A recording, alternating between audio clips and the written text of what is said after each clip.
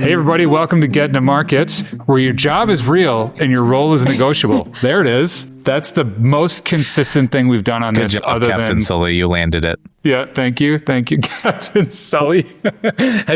How much of that movie have you actually watched versus just the clips of the court hearing on YouTube? I've literally never seen any part of this movie, just the news articles about when it actually happened. Yeah. Oh, yeah. He seems like a cool guy though. So pretty incredible. Yeah, he seems pretty interesting. I was wanting to be a pilot for a little while, and I caught myself like, I want to be like Captain Sully. I was like, no, you don't. You don't want to be in that situation. Like, that guy did something incredible. Don't get yourself in that spot. That's my life. I don't know where we are trust-wise, but the idea of being in a plane next to you while you are piloting it, I just peed myself a little bit. So, terrifying. Maybe our guest feels more comfortable flying in an airplane with me. Mary-Scott and I know each other from previous engagements. Mary-Scott, why don't you introduce yourself? Hello. Yes, John, you and I work together. You were a rare VP who condescends to the associate level and is such a great collaborator and friend. And I just have always been so grateful for that.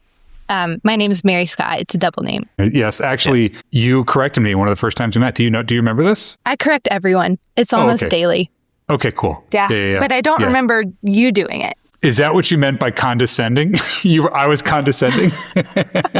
No, like the Jane Austen book, Emma, is all about the idea of condescension in the not mean way, but the idea of going down a class status and bestowing your generosity. That feels too kind. Closer to that, but not quite that. Yeah, John has shed that condescending ability. It is now just a normal understanding of condescension. Hey, I will just say she did not say she would sit in a plane with you as pilot. So that's true. There you go. Yeah, that's true. No promises. No promises. The funny, it's not the haha funny part, but I had this very romantic dream in my head where I was like, oh, my wife and I will fly up to a spot and go camp in a thing. Like, it'd be awesome. And then she was like, no way, dude. Mary-Scott, you're here. I mean, maybe just like our jokes on condescension, one of the things that you've done really well that it was really helpful for me, but triggered this whole concept and what we wanted to talk about today, the topic is a little bit of personal brand, but you come out of the marketing world, content writing, but then also helping individuals market themselves, just kind of getting their own personal brand and getting people to think through what it is that they want to be and be known for. So that's the meat of the topic. I want to talk through it. Nate, you love Break It Down. You want to break it down? You don't want to break it down. Break it down. We do need break it down music if we're going to keep this as a segment. But yeah, we are going to do it. So it's dry January. I'm not that much of a drinker. One of the things that I noticed is that I'm getting a lot of ads for non-alcoholic versions. When I drink, I like an old fashioned. I'm getting a lot of ads for non-alcoholic old fashions. It's not one of 10, but it's the same. It's the same. It's a very big one. But are either of you getting ads for non-alcoholic things like on Instagram or whatever? Is that a common ad placement for you? This sounds like the universe telling you something, John. It might be. Do you think the internet knows you don't drink and that's why? Because I do drink. Even though I'm doing dry January, I'm not getting these ads. Right. Maybe it's your fault. So I was talking about this with another product leader that I know, and we were trying to think through why would that be out of nowhere I start getting this stuff. And their perspective was the people you talk to are likely looking up and doing more dry January things. And so you are now in that cohort of people and it's serving you like this guy probably doesn't. Maybe, if he's friends with Mary-Scott, maybe he doesn't want to. So there's a very real world because I've been texting you lately that is the case. What kind of drinks are they? It's like mocktails, fake old fashions and that sort of thing. Oh, okay. Heineken 0.0. Yeah. Well, I would like if it was beer or yeah. What's funny about that is I don't drink, actually don't drink, not like you don't drink, John, but like the actual not drinking. And we were at sales kickoff and we went to this bar place and I was just like, hey, what do you have this non-alcoholic? And she, what was it? Like a dragon fruit or passion fruit, one of those mocktails. Oh yeah. Which was fun. Like it was good, right? It tasted good, but it was basically just like juice soda. But my thing is it would be painful to pay like $15 for that at a bar. Like the fact that this was like free was fine. Like it gives me something to hold on to while I'm socializing and stuff. But the idea of paying full cocktail prices for it just doesn't seem fair. Yeah. Like, I'll go get a juice box down the street and come back over here and hang out if that's what we're doing. Juicy juice. Yeah. Go to the vending machine, get a Snapple. Yeah, exactly. It is so expensive though, Nate. I went to a bar with a friend for her birthday and got mocktails and they were $18. Crazy. That's DC prices, but it was like on par with the cocktails, the real ones. For like mixing 3 juices and some sparkling water. Like it's a lot. Well, thanks to our sponsor, Capri Sun. Go to productexchange.com/Capri Sun for your discounts. That's not actually a thing. Back to the topic of the week. We want to talk through this idea of personal brand. Mary-Scott, you've done a lot around this, not only in just using LinkedIn, kind of some of the different tools that are there, LinkedIn being one of those, but then corporate brand as well, and corporate voice and identity. There's a separation between those. What do you see changing the corporate side? I mean, I'd say it's not all changing. I've worked with a CMO recently whose idea of corporate branding through employees was copy pasting the same copy, same words, and having everyone post it. I was like, that's very 2019. I'm stunned that you're suggesting this in 2026. But I have another CMO who's very all about, he's always pushing us to like put our stories out there and to be our own people, partly because we're part of our target audience. We all use our product too. And so his theory, and I agree, is we can all be the best sellers of the corporate brand. I care a lot more about LinkedIn for individual people and having a kind of an insurance policy. The last thing you want is to be the day after a layoff posting on LinkedIn for the first time in 4 or 5 years. And so I care about it because I think companies have way too much power over our livelihood. And being out there is a way to take back a little bit of the control over your work, your life. I was just going to ask, when you talk to people, is that how other people view their use of how they think about LinkedIn as like a safety net? I haven't heard anyone else say it like that, the way I think about it. I don't know that everyone's been through the experience of having been through a layoff. I found all of my work, including my current job, through LinkedIn. So I feel super passionate about saying this is so important as an insurance policy because it could happen to anyone, any day, unrelated to your performance. Yeah. Most people, I think, kind of fall into the camp. Some people feel the pressure from a really active leader who wants them to be out there. Maybe they have a company culture that's posting a lot. Other people want to get a better job, that type of thing. It's how I got my job. I mean, I through active LinkedIn engagement, got talking to a recruiter for my current job, and here I am. I mean, it was... For your current one? Yep. I never told you that story. Yep. You might have. Yeah. That's crazy. Were you messaging that person or did they reach out to you? They reached out to me. So that idea of building something of an audience or a reputation for yourself publicly, I mean, there's probably 1,000 perspectives on this, but it was effective for me. It worked as advertised. I don't know how far to lean into. You got to have a platform, but just when you look at the facts of the matter, I don't know that I would have gotten connected to the person and then the job that I have if not for LinkedIn. Wow. Yeah. Well, it kind of sucks too because it's not fun to have a platform. It's not fun to build a platform. Most people I know don't want that. So a lot of like talking to people in my level and in my world is you might want to throw your computer out the door after you post, but fight through it once a year at least. One thing I was going to ask you that you brought up there was because we've had tools that let you kind of repost content easily to LinkedIn and other social media, but I've never really had either as like a goal or a mandate to post a certain amount about company related things. Is that a more common thing now, or is that becoming less common? I've only heard that from that one guy. It is surprising how many platforms and tools exist to let you do that same thing, like Sprout, like Octopost, like Hootsuite. So I guess there is a target market. I haven't heard of anyone being held to a certain mandate, but there's also low-key pressure to do so. My company now is running a contest. That's more in vogue now, is companies will say, we're giving away $100 a week. Yeah. Do you think there's a good balance in someone who's active on LinkedIn also posting kind of their like work-a-day stuff in addition to kind of their points of view on work-related or more personal things? That's a great question. I kind of think that mentioning your own company, the more corporate side, will tank your reach because not many people are interested in other people's company product release. You know what I mean? Sure. Yeah. I kind of think you can check the box of showing you have a job by sharing your day in the life learnings and just keeping, obviously, your profile active. But it's easier to get a job when you have a job. I think that sucks. And I think that's also why LinkedIn can help, because you can share, like, maybe I don't have a job on this profile right now, but I do have like a Rolodex or a log of everything I've learned from them, the things I'm taking across from them. And I just think that HR people give you 5 seconds of notice. And I don't think you want the first thing they see to be, you know, my job ended 4 months ago.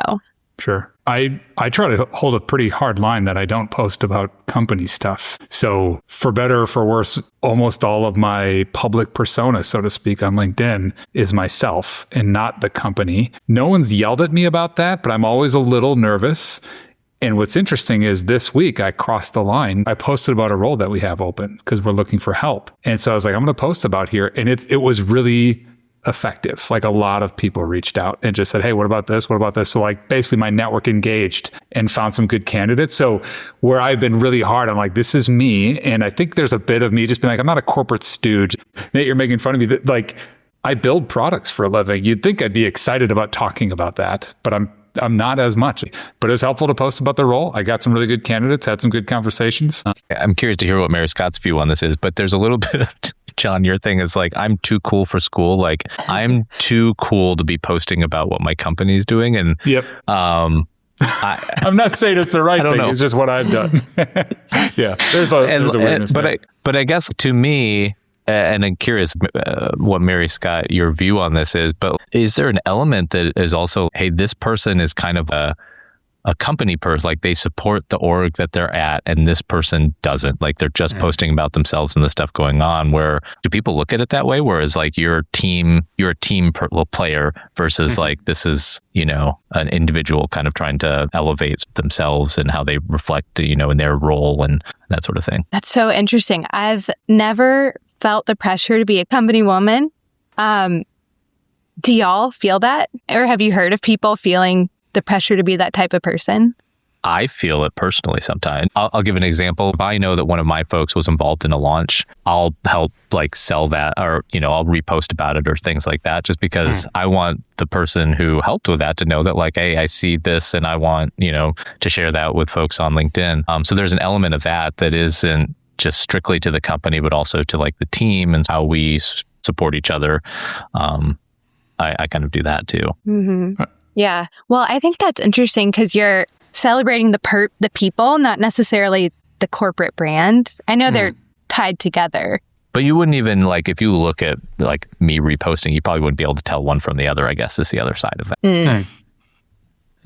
I wonder do people keep tabs on that?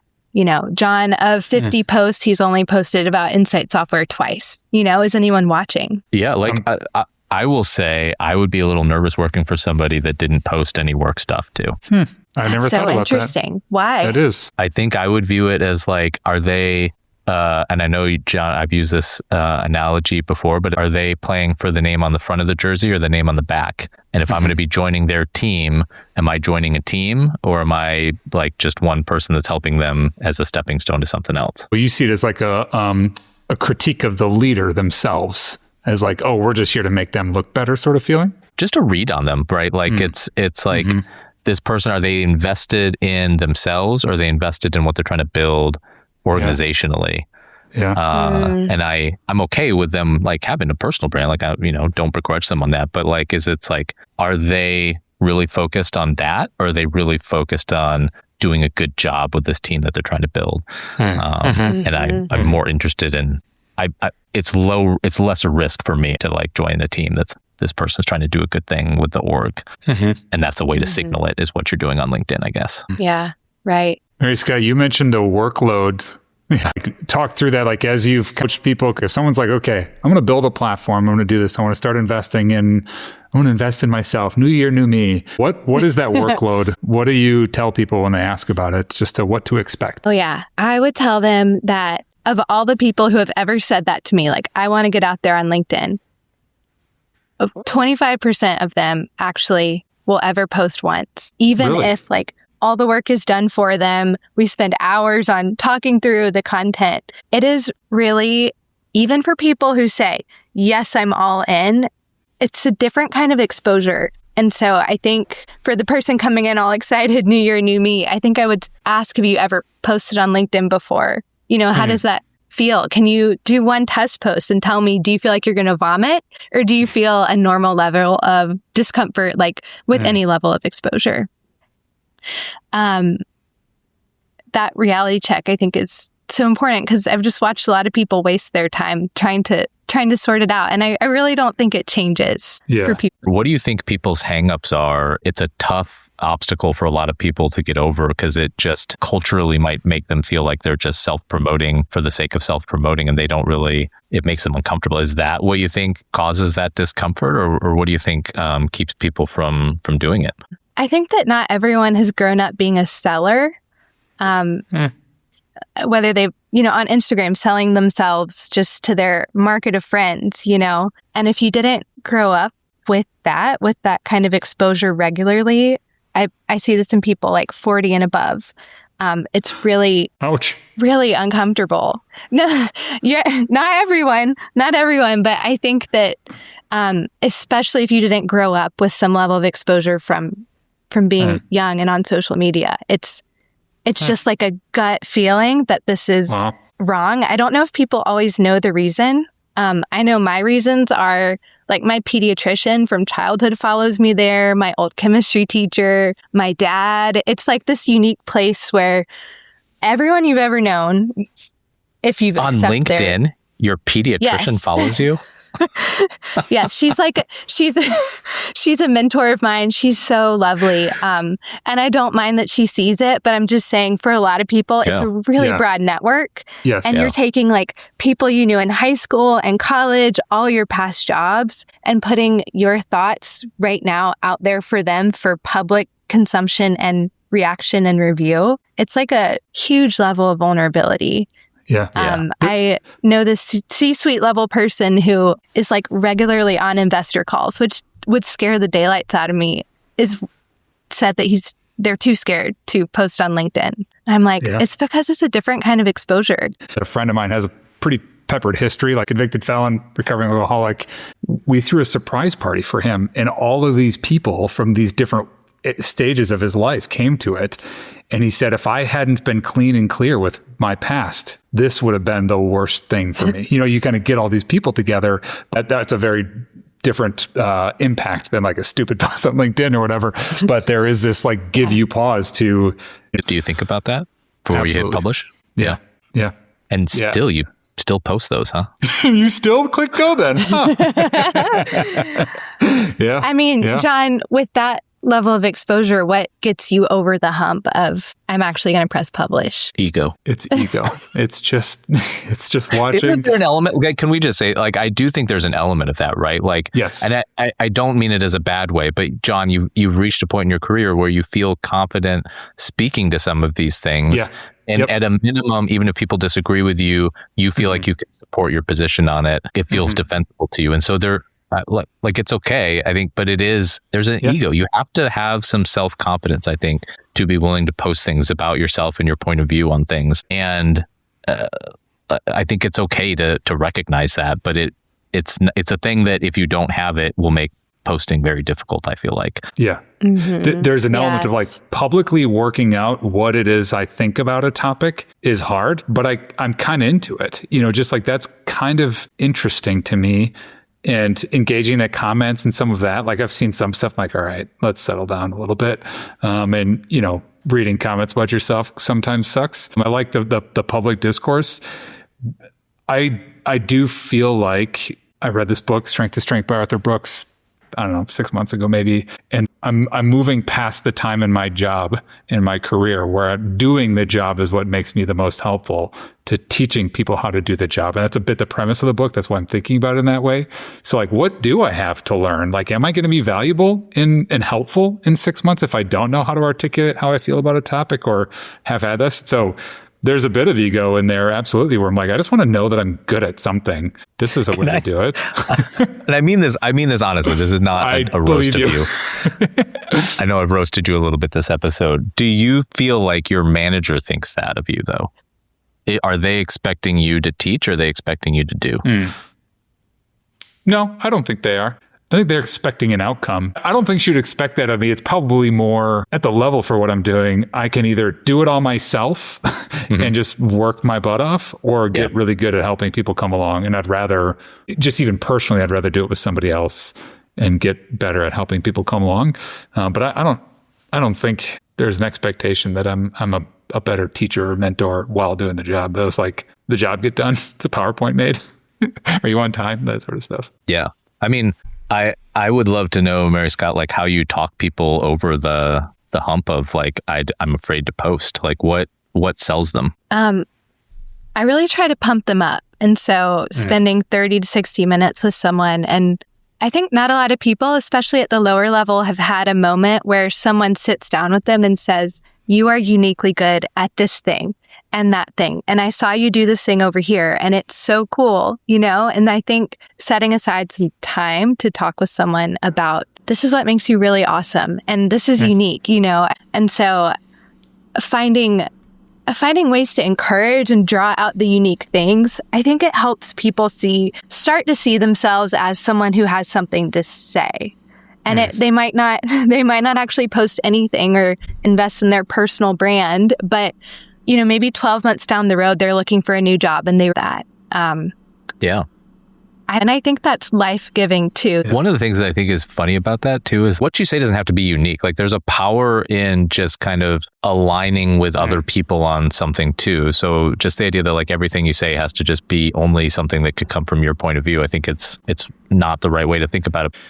Would you give the same advice, Mary-Scott, for internal reputation or brand versus external? Like we've talked a lot about external and LinkedIn in particular, because it's one you're familiar with. But let's say, for example, you run your mouth in a couple meetings and you've got some internal brand debt. You know, you've got a negative reputation.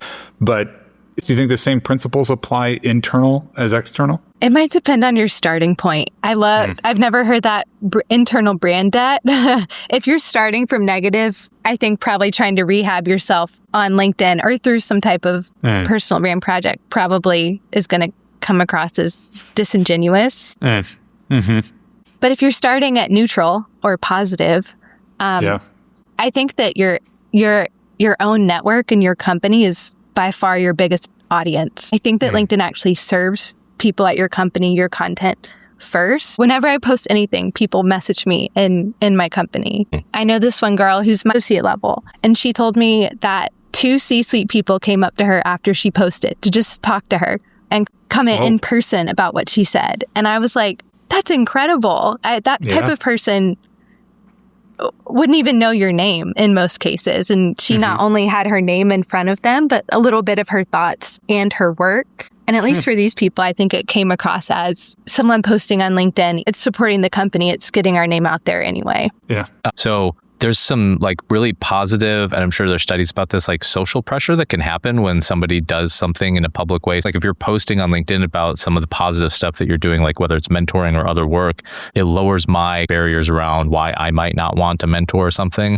And so it encourages me to do it. So my advice to folks who feel like that is like what you post might just encourage someone to do this positive thing that you're doing. And it's not necessarily about the self-promotion thing. And so there's no ego there in you talking about mentorship, but it might open the doors to other people or make them feel more comfortable about participating in those activities. Oh, yeah. Totally. And I think the great thing about the algorithm, a lot of people hate it. It's annoying sometimes, but I do think LinkedIn is trying to serve more of that valuable content to people, not just like, you know, we did this great project and we got 525% ROI on it or whatever. I do think that at least to some degree or fashion, LinkedIn's trying to get valuable content. Yeah, that's cool. The other thing I was going to ask you when we've talked a lot about LinkedIn, are there other platforms you think people aren't taking advantage of? I have no idea. I'm not exploring any other platforms, but I wanted to ask y'all about this one. And do you consider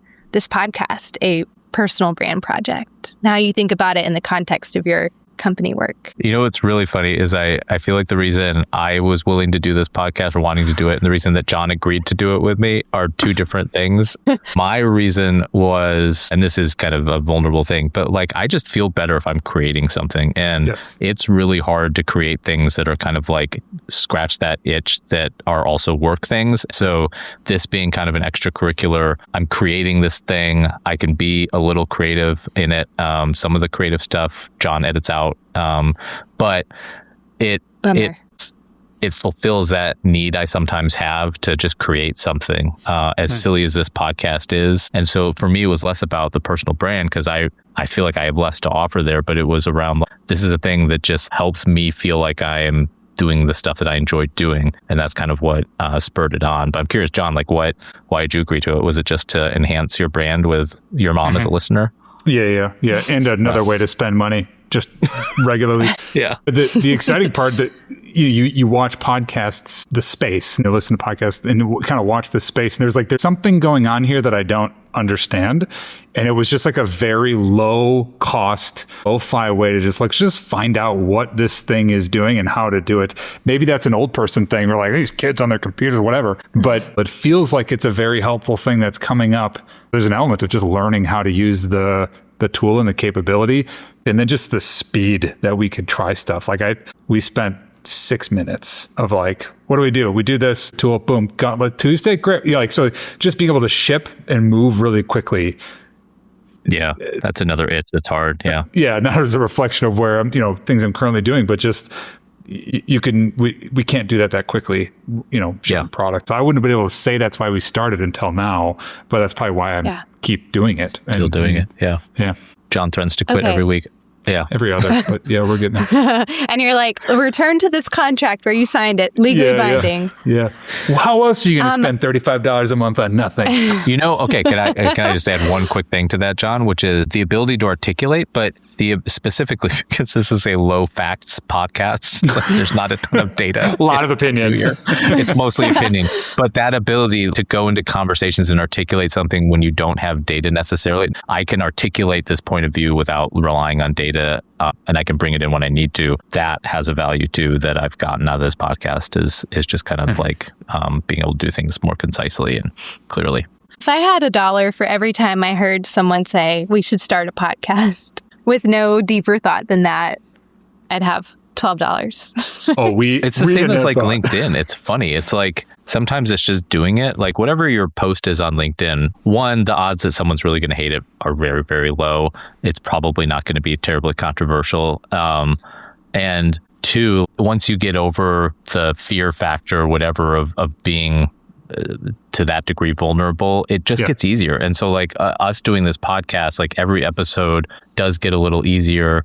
And so I feel like it's kind of very similar to LinkedIn. It's once you get in the habit of just being willing to post things, it lowers kind of the threshold for fear around or anxiety around doing it and being part of it. Yeah. Oh, yeah, definitely. It's really hard to get in a habit of doing it. But I think once you do, it's, I don't know, kind of like running. Your first 4 runs are really tough, even a couple miles. And once you have your base, it's so much easier. Yeah. I had a tactical question for you on LinkedIn. I hope you can help settle this. What is the role of commenting on posts relative to posting yourself? Yeah, I think it's a great way to get started, especially what you really want long-term on LinkedIn is to be plugged into the conversation that is happening. Long-term, you don't want to be someone that in, isolation is writing down these are my top 15 ideas and I'm going to tell the world about them. It's a social network. And so eventually you want to be in the flow of conversation, because when you're in the flow of conversation and someone's looking for a product marketer or a product officer, that type of thing, you're already part of the conversation. You're regularly commenting around that world. The role of commenting, number one, is just to get a sense for what are people saying in your world. It's a lot more approachable. I think you could have a great LinkedIn presence only commenting on people's posts. And LinkedIn is, at least the last I heard, it's incentivizing commenting too. You can actually see an impression count of how many people see your comment, and that's them trying to push it to be a platform that creates economic opportunity for people. And my theory is when people are engaging in comments and posts, that's where economic value is happening. Every episode we end with lessons learned, things we learned in the week. There's a little bit of kind of just driving general curiosity, bit of accountability for ourselves as well. We'll give you a moment if you don't have one already. Nate, lesson learned this week? So an article in the Wall Street Journal the headline is parents are going broke from their kids' sushi obsession. And basically like, you know, as parents, I feel like they're, especially for our age, there's like a lot of pressure on diversifying what they're eating and like how cross-cultural their foods or whatever. But basically, it's describing how much families are spending on it because kids really like sushi. And part of the reason they like sushi because there's a ton of sugar in the rice. But it was saying like this one place in New Jersey, it's $95 a head to eat 15 sushi pieces. And the kids are like getting really addicted to sushi and they prefer it over pizza and all these other foods. But it made me think like, and this is me both dating myself and just saying I'm from like a smaller area, but I don't think I had sushi until I was like in high school, probably. Yeah, exactly. Like, same for me. That's funny. So the idea of being like 4 and eating sushi is just kind of crazy to me, but yeah. It is bizarre. There's a lot of sugar and rice for sushi. I didn't know that. Yeah, the restaurant, this guy was saying that like the more sugar they add, the more people eat it. That's how you keep it to stick together. It feels like a bad sushi chef making it look better than it is, then taste better. Yeah. That's interesting. Nate, is the motivation to help their palates develop in a more diversified way? Like, I think like that's the good-hearted intent is like, oh, we're going to expose our kids to more foods and they're going to be more cultured than their fellow kids.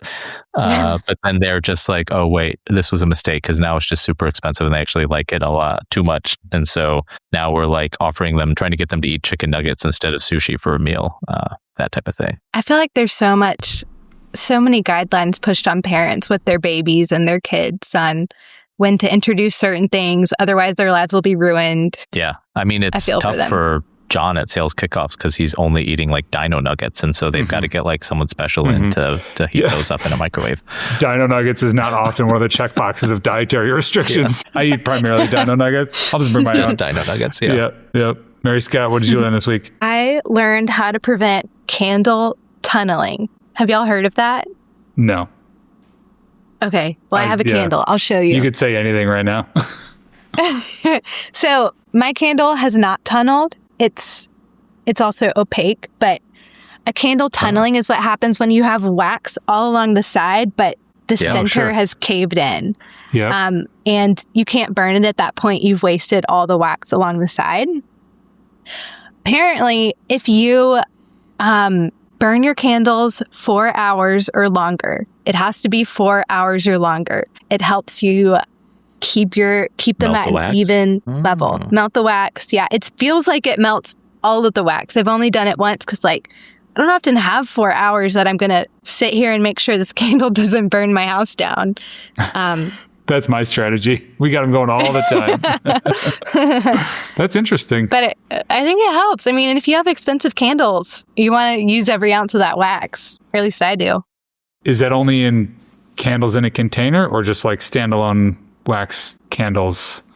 Same situation applies. You mean like a taper candle? Yeah. What are you talking about? I have what candles type that of aren't in a candle container. doesn't have a container? Just like a lot of them. Like a birthday candle? No, like we have some that are like pop can size, that circumference, and there's no other container that they're just like sitting on the countertop. Oh. You don't put them in anything though? No. But do you light them? Yeah, you light them. You put them. We put them on something so that if the wax drips, it doesn't go on the countertop or whatever. Y'all got to up your candle game. Your hookah game sucks. You've really never seen candles that aren't in a container? I have seen those, but like you still put them in something so that they don't melt all over your countertop, right? No. Don't you want those to tunnel a little bit so the wax doesn't go everywhere? Maybe that's it. Maybe like that one can't just burn down flat. It'll melt all over. Right. I will say that advice makes sense, but I feel like for every hour that candle's still lit, the likelihood of me forgetting it's lit goes way up. Yeah, it's an exponential curve. It's it's the hockey stick and sass. Exactly. Then I'm just leaving the house with that thing lit. Yeah. You need like a phone alarm or something. Yeah. Yeah. But that's okay because house burns down, at least the candle stayed even as it was going. So yeah, it smelled At least good. you didn't waste it. Didn't waste it. Yep. No wax wasted. John, what's yours? Lesson learned. I started following influencer, some guy on YouTube, the Primetime Agent. He talked about, so September 2nd of last year, Salesforce laid off 4,000 employees due to the impacts of AI, what stuff they're doing, higher level employees, not, entry level associate. December 27th, 4 months later, basically whoopsie-daisies and tried to bring somebody back. So my lesson learned is 4,000 is a lot of people. And that's a very short amount of time to be like, we're going to go all in on this to never mind it. So there's a bit of that. Are people really getting what they want out of AI? Doesn't seem like it. If Salesforce is talking about it, it seems like the what's the trough of disillusionment? We're getting into that. I thought that was really interesting. Like the hype train is coming to an end. Maybe for better, maybe for worse. You don't think that was just about changing their books? They're public, right? Oh, you're so and pessimistic. Controlling the numbers. You're probably right. I don't know. I would hope not. Yeah. But I kind of thought that was the motivation for layoffs, was influencing your numbers. Yeah. On the AI front, one question that I have LinkedIn related is like, how far away, Mary-Scott, do you think we are from like someone just saying, I want to schedule a post once a week, and you don't do anything else other than kind of like uploading some thoughts, and then LinkedIn just creates content and posts it for you? That probably exists today. I don't think it's going to work well for you. People sniff that out, you can see people doing that and they have like one like. It's me. I like yeah. You're like, I love that AI written hot take. Yeah. Well, Mary-Scott, thank you so much for being here as always. It's really thanks great. for joining. Yeah, I'm really glad to get to chat and learn from you. Every Tuesday, Get Into Market, we post new ones on productexchange.com. You can go there to find more about Mary-Scott, our other guests as well. Everything is there, just a link to the art or to the podcast itself. We'll also put anything else in the show notes. But yeah, productexchange.com, where to get everything. Nate, as always, good to see you, buddy. Good to see you too. Thanks, Mary-Scott, for joining. Bye. Great to spend time with y'all. Thanks.